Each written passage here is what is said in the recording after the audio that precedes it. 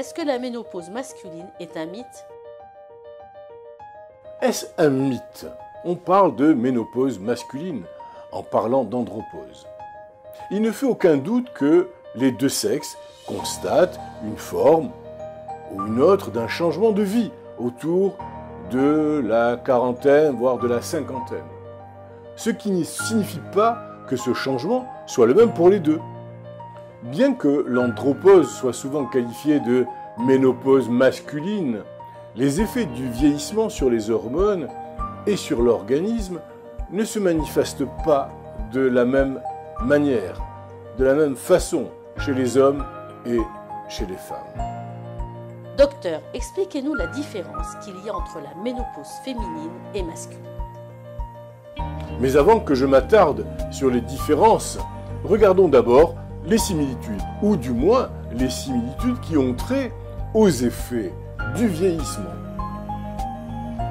Hommes et femmes, les deux, connaissent une baisse du taux de leurs hormones sexuelles à mesure qu'ils avancent en âge, ce qui va occasionner irrémédiablement un certain nombre de changements dans leur corps.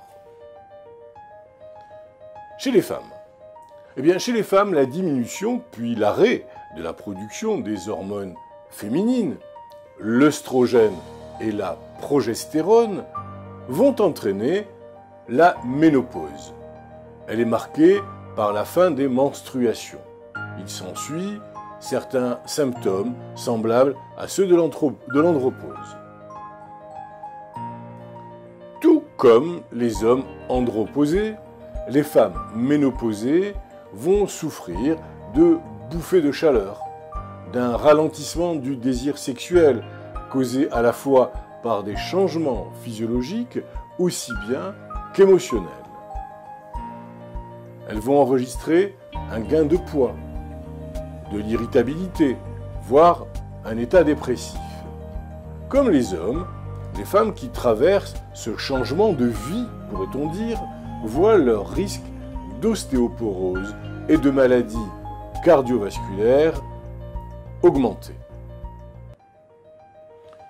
Au regard de ces symptômes, on pourrait conclure que les hommes et les femmes sont assez semblables, au moins dans ce domaine.